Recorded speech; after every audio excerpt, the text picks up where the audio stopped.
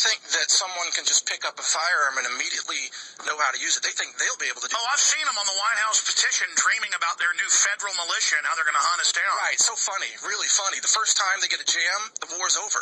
Because the veterans and the patriots know how to, tap and rack, reload, clear a jam, do all this kind of stuff. And they also know how to shoot at long range. I mean, a typical 50 cal Barrett. Well, no, they plan to sit in command centers and have drones go out and get us. But sorry, they don't have their robot army ready yet. No. So they're not going to be nearly as effective as they think they are. They also think that a 9mm handgun will blow you physically across the room and out the window because that's what they see in their movies. They don't realize that's a very weak round. Well, they do that to scare people from getting into guns. Well, exactly. So, veterans and patriots with rifles, they are the backbone of America. And I know maybe didn't mean for us to slip back into this topic, but that is the backbone of America, and that's what's going to restore. Absolutely. Hit the health news. All right. So here we go. Some big breaking news on organics out of China. Now, organic is still the best thing going. You want organic over conventional food for sure. But here's a big aha that most people don't realize. USDA organic standards do not limit the amount of contamination of organic foods.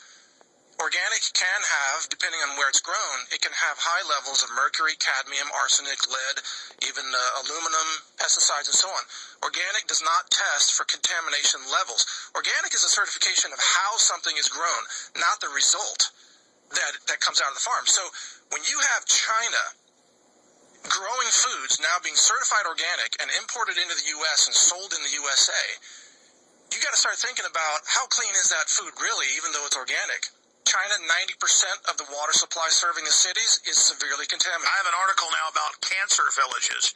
Cancer villages, now admitted by the Chinese government because it's so toxic to live there. That sounds liberal. 40% of the rivers are severely contaminated.